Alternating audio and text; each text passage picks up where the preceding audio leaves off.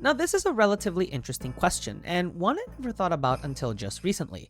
But what if Yu Yevon had full of control of Sin throughout the 1000 years between the Machina War and the events of Final Fantasy X? Hi everyone, welcome back to the channel. In today's video, we are going to be going through an alternate timeline scenario. I wonder how many of us have thought about what would have happened if Yu Yevon's plan had worked, in the sense that he would have maintained control of Sin. Of course, getting all of us to think about this, lots of things would change. But to what extent? And more importantly, how would it affect the events of the story?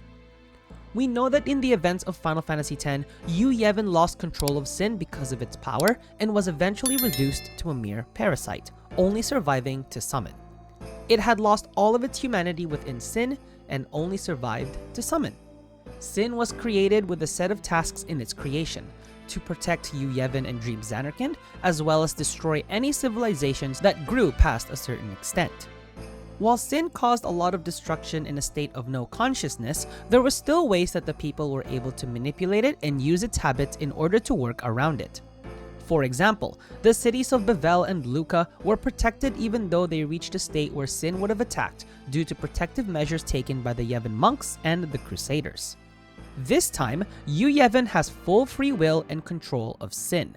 However, we will still maintain the rules that have been set at the time of Sin's creation, but other than that, Yu Yevon is free to do whatever he wishes, so we will see how that will turn out in today's video.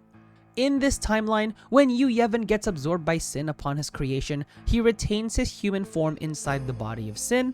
Essentially, he can see the world in Sin's eyes. In his mind, he is only thinking of two things: protecting Dream Zanarkand and destroying any civilizations that can reach a certain point.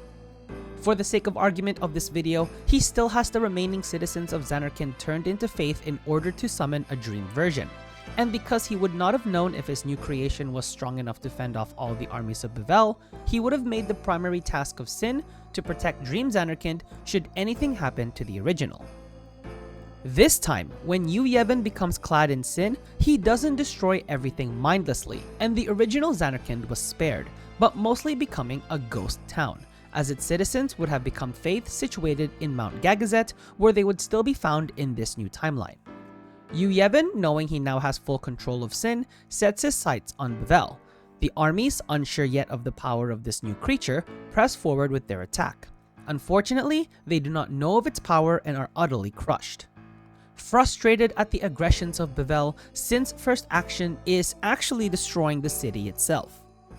Yunalesca, after seeing the actions her father has committed and confronting him, realizing that he now has full control of his actions, decides to confront him, making the scene no different from the original timeline.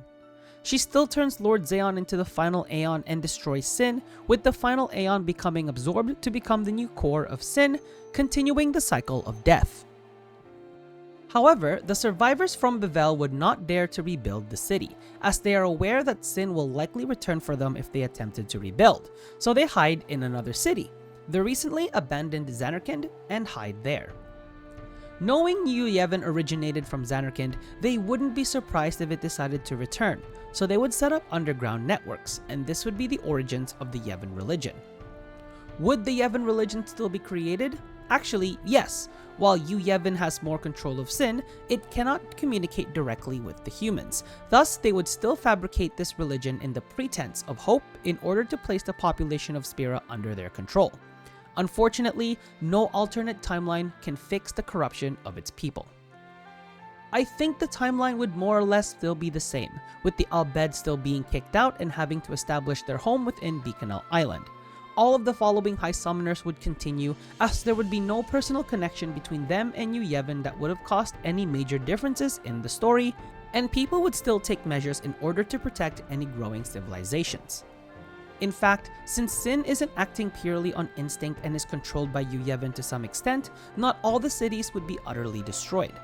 For example, the cities of Besaid and Kilika would likely still be bigger than their current state as in the game, as Yu Yevon would observe them from afar and not be bothered with any major technological evolutions considering the small sizes of their lands.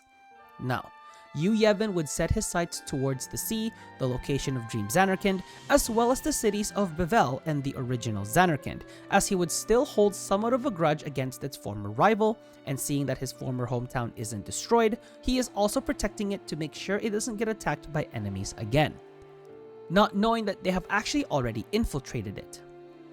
So in a way, Sin is protecting both the real Zanarkand, which to his eyes is abandoned apart from that underground network of the Yevon religion, as well as the Dream Zanarkand, who holds the manifestations and trajectories of the original citizens.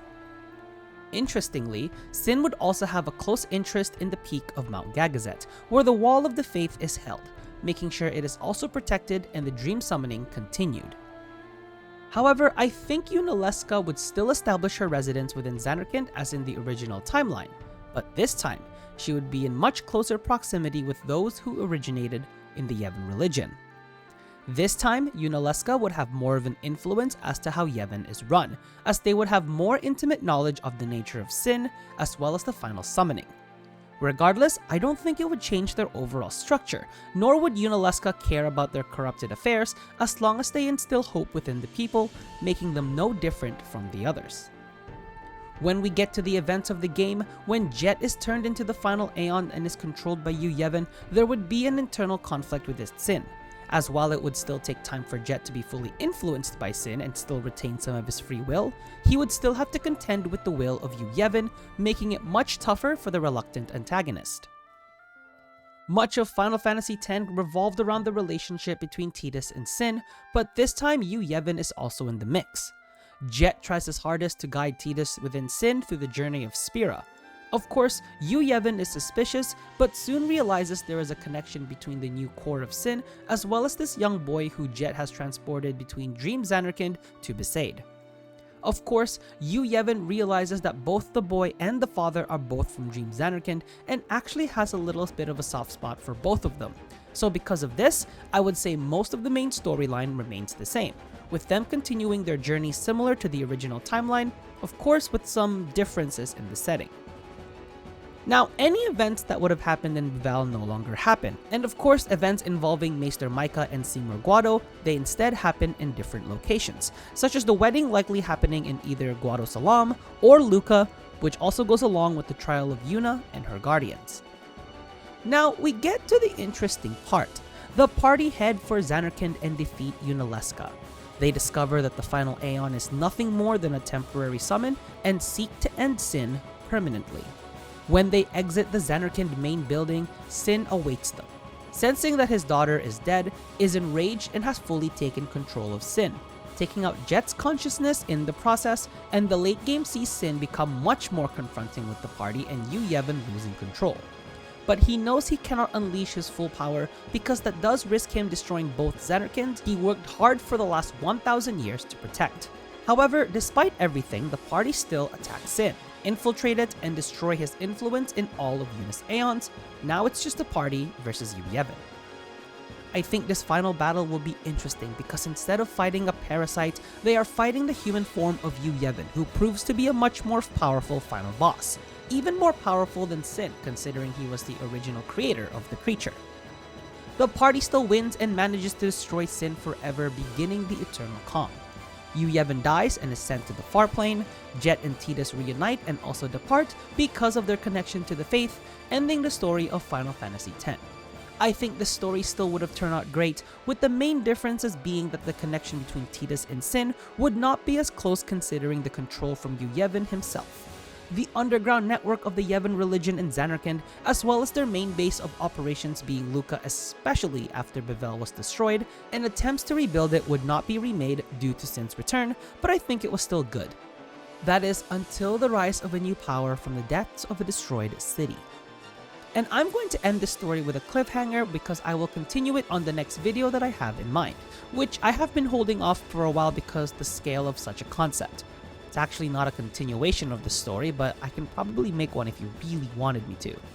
As always, if you enjoyed this video, please leave a like and subscribe to the channel, as well as letting me know what other videos you would like to see.